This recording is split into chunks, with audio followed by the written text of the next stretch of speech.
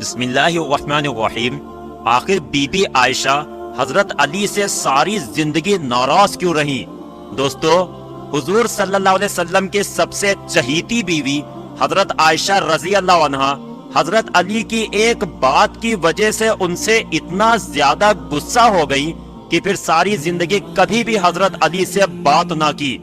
وہ حضرت علی سے اتنا زیادہ غصہ رہتی کہ ان کا نام تک لینا بھی گوارا نہ کرتی۔ آخر یہی ناراضگی اتنی آگے پہنچی کہ حضرت عائشہ رضی اللہ عنہا و حضرت علی کے بیچ ایک ایسی جنگ ہوئی کہ جسے جنگ جمل کہا جاتا ہے، اور اس میں ہزاروں صحابہ اکرام کا پاکیزہ خون بہایا گیا، ہزاروں عورتیں بیوہ ہو گئیں اور ہزاروں بچے یتیم ہو گئیں۔ تو دوستو، آخر حضرت عائشہ و حضرت علی کے بیچ آپس کی اس ناراضگی کی شروعات کہاں سے ہوئی؟ تو چلیے پہلے اس پر نظر ڈالتے ہیں۔ حضرت عائشہ رضی اللہ عنہا کی زندگی میں ایک بڑا عجیب واقعہ پیش آیا۔ وہ یہ کہ جب اللہ کے رسول صلی اللہ علیہ وسلم غزوہ بنی مستلق میں تشریف لے گئے تو وہاں سے واپسی پر قافلے کو الگ الگ حصوں میں بانٹ دیا۔ اب جس قافلے کے لوگ جیسے جیسے تیار ہوتے رہتے تو چلتے رہتے تھے، سینکڑوں بلکہ ہزاروں اونٹ ہوا کرتے تھے، چلتے ہوئے بھی گھنٹوں لگا کرتے تھے۔ حضرت عائشہ رضی اللہ عنہا نے سوچا کہ قافلے کو تو جانا ہی ہے، اس لیے پتہ نہیں ابھی کتنا وقت لگے گا، کیوں نہ میں قضائے حاجت، پیشاب وغیرہ سے فارغ ہو جاؤں۔ اس وقت حاجت کے لیے کھیتوں میں جایا کرتے تھے، لہذا آپ رضی اللہ عنہا دور چلی گئیں تاکہ فراغت حاصل کر سکیں۔ جب فارغ ہو کر واپس آئیں تو آپ نے ہودج میں بیٹھنا تھا کہ جس کو سواری کے اوپر رکھا جاتا ہے۔ اتنے میں حضرت عائشہ نے محسوس کیا کہ میں نے گلے میں ایک ہار پہنا ہوا تھا، وہ کہیں ٹوٹ کر گر گیا ہے۔ سوچا کہ ابھی تو روانہ ہونے میں وقت لگے گا، اس لیے میں جا کر ہار تلاش کر لیتی ہوں۔ آپ رضی اللہ عنہ ہار تلاش کرنے واپس اسی کھیت کی طرف گئیں۔ پیچھے صحابہ اکرام نے سوچا کہ حضرت عائشہ رضی اللہ عنہ واپس تو آ ہی گئی تھی، لہذا ہودج میں بیٹھ بھی گئی ہوں گی، اس لیے 4-5 آدمیوں نے ہودج کو اٹھا کر اونٹ پر سوار کر دیا۔ حضرت عائشہ رضی اللہ عنہ عمر میں کم تھی اور وزن بھی کم تھا، 4-5 آدمی اٹھانے والے تھے تو ان کو پتہ بھی نہ چلا کہ آپ اندر بیٹھی ہیں یا نہیں۔ اب قافلے کے لوگ تو وہاں سے چلے گئے۔ جب حضرت عائشہ رضی اللہ عنہ واپس آئیں تو دیکھا کہ وہ جگہ تو خالی پڑی ہے اور قافلہ جا چکا ہے، تو حضرت عائشہ رضی اللہ عنہ بہت پریشان ہوئی، لیکن دوسری طرف آپ کو اطمینان بھی تھا کہ جب آپ صلی اللہ علیہ وسلم کو پتہ چلے گا کہ میں پیچھے چھوٹ گئی ہوں تو کسی نہ کسی کو ضرور بھیجیں گے، اس لیے آپ رضی اللہ عنہ وہیں پر بیٹھ گئیں۔ تھوڑی دیر بعد آپ رضی اللہ عنہ پر نیند غالب آ گئی تو آپ نے اپنے اوپر چادر ڈال لی اور سو گئیں۔ حضور صلی اللہ علیہ وسلم کی عادت تھی کہ صحابہ اکرام میں سے کسی ایک صحابی کو حکم دیا جاتا تھا کہ جب سارا قافلہ کسی جگہ سے چلا جائے تو اگر رات کا وقت ہو تو صبح کے وقت وہ صحابی وہاں آ کر دیکھیں کہ کہیں کوئی چیز چھوٹ تو نہیں گئی۔ لہٰذا ایک بدری صحابی حضرت صفوان رضی اللہ عنہ کو حضور صلی اللہ علیہ وسلم نے اس کام پر لگایا تھا، تو وہ صحابی جب اس جگہ پر آئیں تو کسی کو وہاں لیٹا ہوا پایا۔ قریب آئے تو انہوں نے پہچان لیا کہ یہ تو حضور صلی اللہ علیہ وسلم کی بیوی حضرت عائشہ ہیں، تو انہوں نے اونچی آواز میں انا للہ و انا الیہ راجعون پڑھا۔ ان صحابی کی آواز سن کر حضرت عائشہ رضی اللہ عنہ کی آنکھ کھلی تو آپ نے چادر سے اپنے آپ کو پوری طرح ڈھانپ لیا۔ ان صحابی نے آپ کے لیے اپنے اونٹ کو بٹھایا تو آپ رضی اللہ عنہ اونٹ پر سوار ہو گئیں۔ ان صحابی نے اونٹ کی مہار پکڑی اور چل پڑے، یہاں تک کہ جب وہ اس قافلے کے پاس پہنچے تو قافلے میں جو منافق موجود تھے تو انہوں نے جب ایسا دیکھا تو کہنے لگے کہ اس میں تو کچھ نہ کچھ بات ہوئی ہوگی۔ منافق لوگ تو پہلے ہی ایسے موقع کی تلاش میں رہتے تھے کہ جس سے مسلمانوں کو اور حضور صلی اللہ علیہ وسلم کو تکلیف پہنچا سکے، لہٰذا انہیں بات کرنے کا موقع مل گیا، اور یہ منافق کہنے لگے کہ نعوذ باللہ حضرت عائشہ نے ان صحابی کے ساتھ کچھ گندا کام کیا ہے، اسی وجہ سے وہ قافلے سے پیچھے رہ گئی تھی۔ لہٰذا جب مدینہ پہنچے تو حضور صلی اللہ علیہ وسلم کو اس بات کا پتہ چلا کہ منافق لوگ میری عائشہ پر ایسا گندا الزام لگا رہے ہیں، تو آپ صلی اللہ علیہ وسلم کو بڑا صدمہ ہوا، لیکن دھیرے دھیرے لوگوں میں یہ بات پھیلنا شروع ہو گئی۔ حضرت عائشہ رضی اللہ عنہا فرماتی ہیں کہ میں قافلے سے واپس آ کر 1 مہینے تک بیمار رہی اور کمزور بھی ہو گئی۔ ایک دن میں ایک صحابیہ حضرت ام مستہ رضی اللہ عنہا کے ساتھ قضاء حاجت کے لیے رات کو باہر کھیتوں کی طرف نکلی۔ راستہ چلتے ایک جگہ پر ان صحابیہ کو ٹھوکر لگی تو انہوں نے اپنے بیٹے کو بد دعا دی۔ تو حضرت عائشہ رضی اللہ عنہا فرماتی ہیں کہ میں نے ان سے کہا کہ آپ اپنے بیٹے کے لیے بد دعا کیوں کر رہی ہیں؟ تو وہ کہنے لگی کہ اے عائشہ، کیا تمہیں پتہ نہیں کہ وہ تمہارے بارے میں کیا باتیں کرتا ہے؟ تو حضرت عائشہ نے پوچھا کہ آخر وہ میرے بارے میں کیا کہتا ہے؟ تو اس پر ان صحابیہ نے حضرت عائشہ کو ساری باتیں بتا دی کہ اے عائشہ، تمہارے بارے میں سارے شہر میں ایسی ایسی گندی باتیں ہو رہی ہیں۔ حضرت عائشہ رضی اللہ عنہا فرماتی ہیں کہ جب میں نے یہ سنا تو میرے دل پر بہت بڑا صدمہ لگا اور جلدی سے گھر واپس آ کر حضور صلی اللہ علیہ وسلم کا انتظار کرنے لگی۔ جب آپ صلی اللہ علیہ وسلم مسجد سے تشریف لائیں تو میں آپ کے سامنے آئی اور سلام کیا۔ آپ نے سلام کا جواب دیا لیکن چہرہ دوسری طرف پھیر لیا۔ میں دوسری طرف سے آئی مگر حضور صلی اللہ علیہ وسلم نے اپنی نگاہیں دوسری طرف کر لی۔ آپ کی خاموش نگاہوں نے مجھے بہت ساری باتیں سکھا دی تھی کہ اس وقت آپ صلی اللہ علیہ وسلم کی طبیعت پر بوجھ ہے اور آپ مجھ سے کوئی بات نہیں کرنا چاہتے ہیں۔ میں نے سوچا کہ چلو میں اپنے ماں باپ کے گھر چلی جاتی ہوں تاکہ صحیح حالات کا پتہ چل سکے کہ آخر میرے بارے میں کیسی کیسی باتیں کی جا رہی ہیں۔ تو میں نے گھر جانے کی اجازت چاہی تو آپ صلی اللہ علیہ وسلم نے اشارے سے فرما دیا کہ ہاں چلی جاؤ۔ حضرت عائشہ رضی اللہ عنہا فرماتی کہ جب میں گھر پہنچی تو میری امی نے دروازہ کھولا۔ میں نے دیکھا کہ میری امی کی آنکھیں رو رو کر لال ہو چکی ہیں۔ پریشان چہرے کے ساتھ وہ میرے سامنے کھڑی ہیں۔ میں نے پوچھا کہ امی کیا ہوا، لیکن وہ بالکل خاموش رہی، مجھے کوئی جواب نہ دیا اور ان کی آنکھوں سے آنسو ٹپکنا شروع ہو گئے۔ میں نے پوچھا امی میرے ابو کدھر ہیں؟ تو انہوں نے چارپائی کی طرف اشارہ کر دیا۔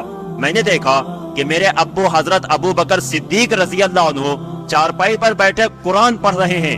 ایک ایک آیت پر ان کی آنکھوں سے آنسو برابر گرتے جا رہے تھے۔ حضرت عائشہ رضی اللہ عنہا فرماتی ہیں کہ جب میں نے گھر میں بھی ایسا غم کا ماحول دیکھا تو میری طبیعت اور زیادہ پریشان ہو گئی۔ میں نے سوچا کہ اب میں کیا کروں کہ جن پر مجھے بھروسہ تھا، جو میری زندگی کے رکھوالے تھے، وہ بھی آج مجھ سے ناراض ہیں، ماں باپ بھی آج مجھ سے جدا ہیں، میں آج کہاں جاؤں گی؟ دل میں خیال آیا کہ کیوں نہ میں اپنے اللہ کی طرف متوجہ ہو جاؤں۔ اس لیے حضرت عائشہ رضی اللہ عنہا فرماتی ہیں کہ میں نے وضو کیا اور گھر کے ایک کونے کی طرف جانے لگی تو امی نے پوچھا کہ اے عائشہ کدھر جا رہی ہو، کیونکہ ان کو ڈر لگ رہا تھا کہ میری بیٹی پریشان ہے، ایسا نہ ہو کہ کوئی بڑا فیصلہ کر کے خود کو ہلاک نہ کر لے۔ تو فرماتی ہیں کہ میں نے امی کو کہا کہ امی میں اپنے رب کے حضور دعائیں کرنے جا رہی ہوں۔ دوستو، ایسا لگتا ہے کہ جیسے حضرت عائشہ کہنا چاہ رہی تھی کہ امی، ہائی کورٹ تو مجھ سے ناراض ہو گیا ہے، اس لیے اب میں سپریم کورٹ کا دروازہ کھٹکھٹانے جا رہی ہوں۔ حضرت عائشہ رضی اللہ عنہا فرماتی ہیں کہ میں نے مصلی بچھایا اور سجدے میں سر رکھ کر دعائیں مانگنے شروع کر دی کہ اے مسکینوں کے پروردگار، اے فریادوں کی فریاد سننے والے اللہ، اے مظلوموں کا سہارا، اے کمزوروں کی سننے والے آقا، تیرے مقبول بندوں پر جب بھی کوئی ایسا وقت آیا تو اے اللہ تو نے ہی ان کی مدد فرمائی۔ اے اللہ، یوسف علیہ السلام پر الزام لگایا گیا تھا تو آپ نے ایک بچے سے گواہی دلا کر انہیں بچایا۔ اے اللہ، حضرت مریم پر الزام لگایا گیا تھا تو آپ نے ہی ان کے بچے سے پاک دامنی کی گواہی دلوائی۔ اے اللہ، آج تیرے محبوب کی عائشہ تیرے دروازے پر حاضر ہے اور فریاد کرتی ہے کہ میرے بارے میں بھی اسی طرح کی گندی باتیں کی جا رہی ہیں، تو اے اللہ تو حمیرہ کی مدد فرما۔ میرے شوہر نے بھی اس وقت میرا ساتھ چھوڑ دیا ہے، اب آپ کے علاوہ میرا کوئی سہارا نہیں ہے جو اس کمزور کو تسلی دے سکے، اے اللہ میری مدد فرما۔ حضرت عائشہ رضی اللہ عنہا رو رو کر دعائیں کر رہی تھی، ادھر دعائیں مانگی جا رہی تھی اور ادھر حضور صلی اللہ علیہ وسلم نے مسجد نبوی میں ایک مجلس مشاورت قائم کی ہوئی تھی کہ جس میں حضرت عائشہ رضی اللہ عنہا کے والد حضرت ابو بکر رضی اللہ عنہ کے علاوہ باقی سارے بڑے بڑے صحابہ کرام موجود تھے۔ حضور صلی اللہ علیہ وسلم سب کے بیچ غمزدہ بیٹھے ہوئے تھے۔ صحابہ کرام کے چہروں پر اداسی تھی کیونکہ وہ اپنے محبوب حضور صلی اللہ علیہ وسلم کے چہرے کو غمزدہ دیکھ رہے تھے کہ جس کی وجہ سے صحابہ کرام کی بھی طبیعت کچھ عجیب سی بن چکی تھی. اسی لیے کچھ صحابہ کرام تو سسکیاں لے لے کر رو رہے تھے. حضور صلی اللہ علیہ وسلم نے اپنے صحابہ کرام سے پوچھا کہ اس معاملے میں تم مجھے کیا مشورہ دیتے ہو؟ تو سب سے پہلے حضرت عمر رضی اللہ عنہ نے آگے بڑھ کر کہا کہ اے اللہ کے رسول، اللہ تعالیٰ نے آپ کو اتنی عزت اور شرافت بخشی ہے کہ آپ کے بدن پر کسی گندی مکھی کو بھی بیٹھنے کی اجازت نہیں. تو جب اللہ نے آپ کو اتنا پاکیزہ بنایا ہے کہ آپ پر ایک گندی مکھی کو بھی بیٹھنے کی اجازت نہیں ہے، تو آپ کی جیون ساتھی ایسی کیسے ہو سکتی ہے کہ جس کے اندر گناہوں کی گندگی ہو؟ اس لیے مجھے تو یہ چیز بالکل جھوٹ نظر آتی ہے. اس کے بعد حضور صلی اللہ علیہ وسلم نے حضرت عثمان رضی اللہ عنہ سے پوچھا کہ اے عثمان، تم کیا کہتے ہو؟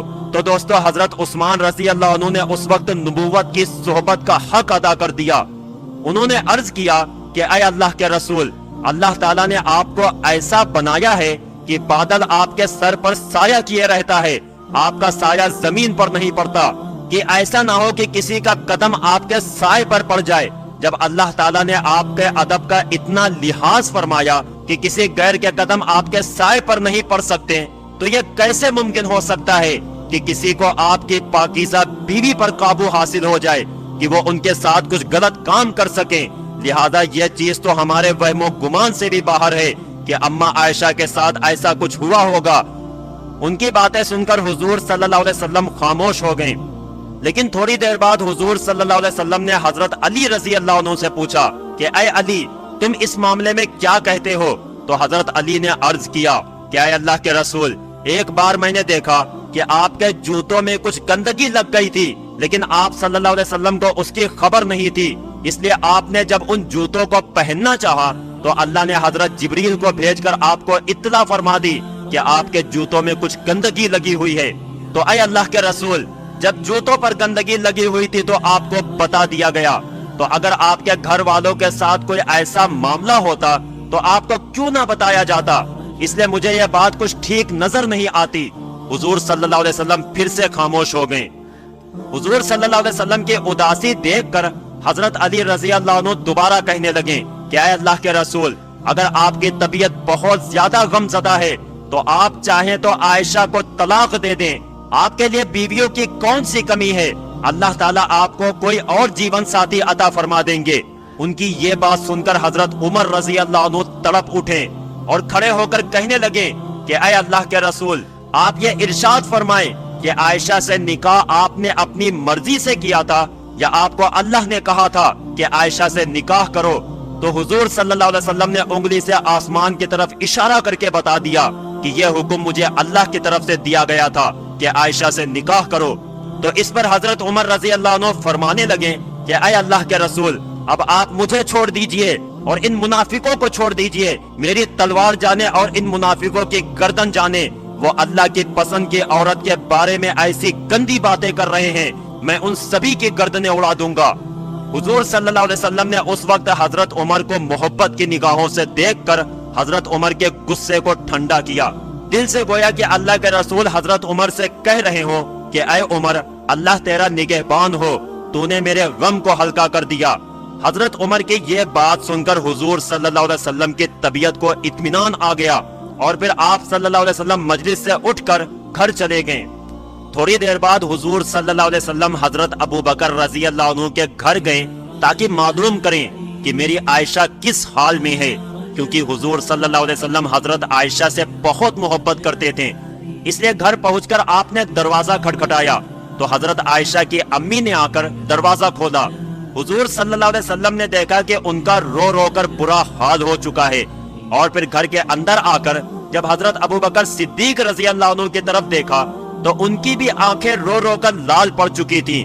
آپ نے پوچھا کہ عائشہ کہاں ہے؟ تو امی نے گھر کے ایک کونے کی طرف اشارہ کر دیا.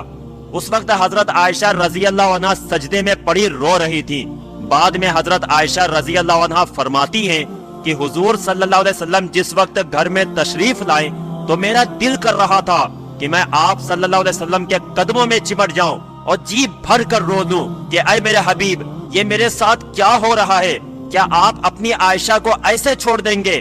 مگر میرے دل نے کہا کہ اے عائشہ، تو نے اپنے رب کے سامنے اپنی فریاد بیان کر لی ہے، اس لیے اب اپنے رب ہی سے مانگو، تیرا رب ہی تیرا نگہبان ہوگا۔ لہذا حضور صلی اللہ علیہ وسلم نے پکارا کہ اے عائشہ، تو آپ صلی اللہ علیہ وسلم کی آواز سن کر حضرت عائشہ نے سجدہ پورا کیا اور آ کر چارپائی پر خاموش بیٹھ گئیں۔ حضور صلی اللہ علیہ وسلم قریب ہی بیٹھے ہوئے تھے۔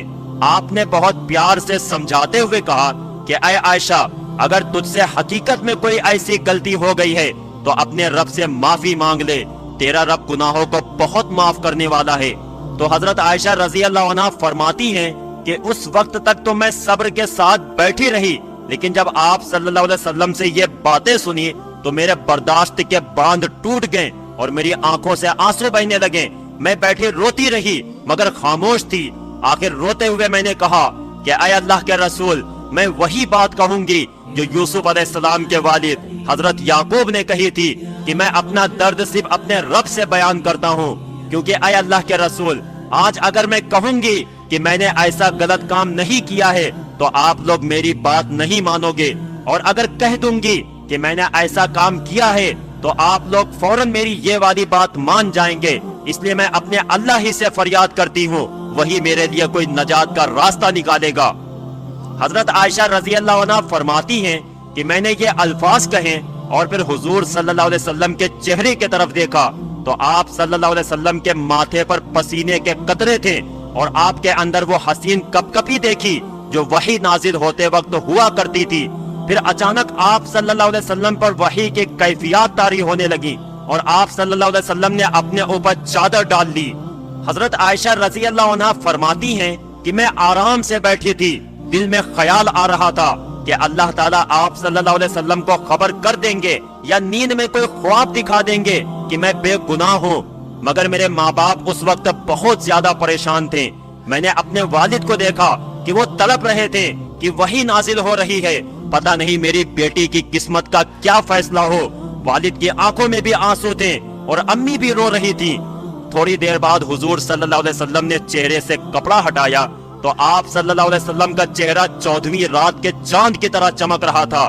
حضرت عائشہ رضی اللہ عنہ فرماتی ہیں کہ اس وقت جب میں نے آپ کے چہرے پر خوشی کے آثار دیکھے تو میں سمجھ گئی کہ اللہ تعالیٰ نے میری براءت نازل فرما دی ہے۔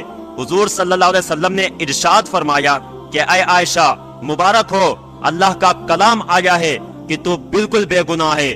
حضرت عائشہ رضی اللہ عنہ فرماتی ہیں کہ اس وقت میری امی کہنے لگی کہ اے عائشہ اٹھو اور حضور صلی اللہ علیہ وسلم کا شکریہ ادا کرو، لیکن حضرت عائشہ فرمانے لگی کہ اس وقت میری توجہ صرف اور صرف اللہ کی طرف تھی، تو میں نے کہا کہ میں کسی کا بھی شکریہ ادا نہیں کروں گی، بلکہ میں تو اپنے اللہ کا شکریہ ادا کروں گی، اسی نے تو آج مجھے بچایا ہے، آپ سب لوگوں نے تو مجھے چھوڑ دیا تھا۔ اللہ نے حضرت عائشہ کی پاک دامنی میں پوری 18 آیتیں نازل فرمائیں۔ یہی نہیں کہ صرف حضرت عائشہ کو بے گناہ فرمایا، بلکہ اللہ نے حضرت عائشہ سے فرمایا کہ اے عائشہ، تمہیں اتنے دنوں تک جو تکلیفوں میں رہنا پڑا، اس کے بدلے میں تمہارے لیے مغفرت اور بڑے اجر کا وعدہ کرتا ہوں۔ دوستو، اس کے بعد حضرت عائشہ رضی اللہ عنہ پھر سے حضور صلی اللہ علیہ وسلم کے گھر میں آ کر رہنے لگی، لیکن حضرت عائشہ رضی اللہ عنہ کو ساری زندگی حضرت علی سے ایک شکایت رہی، کیونکہ جس وقت مسجد میں حضور صلی اللہ علیہ وسلم نے سبھی صحابہ اکرام کو جمع کر کے حضرت عائشہ کے بارے میں مشورہ لیا تھا تو سبھی بڑے بڑے صحابہ اکرام نے حضرت عائشہ کی پاک دامنی کی گواہی دی تھی، اور آخر میں حضرت علی نے بھی حضرت عائشہ رضی اللہ عنہ کی پاک دامنی کی گواہی دی تھی۔ لیکن جب حضرت علی رضی اللہ عنہ نے حضور صلی اللہ علیہ وسلم کو بہت زیادہ اداس دیکھا تو یہ بات بھی کہہ دی کہ اے اللہ کے رسول، اگر آپ کو عائشہ پر شک ہے تو آپ عائشہ کو طلاق دے دیں، ان کی جگہ آپ کسی دوسری لڑکی سے شادی کر لیں۔ تو یہ بات جب حضرت عائشہ کو پہنچی کہ انہوں نے حضور صلی اللہ علیہ وسلم کو مجھے طلاق دینے کا مشورہ دیا ہے اور کہا ہے کہ مجھے چھوڑ کر کسی دوسری لڑکی سے شادی کر لے، تو حضرت عائشہ پھر حضرت علی سے اتنا زیادہ غصہ ہو گئی کہ ساری زندگی کبھی بھی ان سے بات نہ کی۔ دوستو، انشاءاللہ اگلی ویڈیو میں بیان کیا جائے گا کہ حضرت عائشہ رضی اللہ عنہ کی اسی ناراضگی کی وجہ سے ان کے اور حضرت علی کے درمیان ایک ایسی جنگ ہوئی کہ جس میں ہزاروں صحابہ اکرام ایک دوسرے کے سامنے تلواریں لے کر کھڑے ہو گئے، اور پھر پوری رات وہ جنگ چلتی رہی اور صحابہ اکرام ایک دوسرے کا خون بہاتے رہے، یہاں تک کہ صبح ہوتے ہوتے ہزاروں صحابہ اکرام شہید ہو چکے تھے اور ہر طرف خون ہی خون بکھرا تھا۔ پیارے دوستو، امید کرتا ہوں کہ آج کی یہ ویڈیو آپ کو بہت پسند آئی ہوگی۔ ویڈیو پسند آئی ہو تو لائک کر کے چینل کو ضرور سبسکرائب کر لینا، اور جاتے جاتے ایک پیارا سا کمنٹ کر کے ضرور بتانا کہ آپ کو یہ ویڈیو کیسی لگی۔ السلام علیکم۔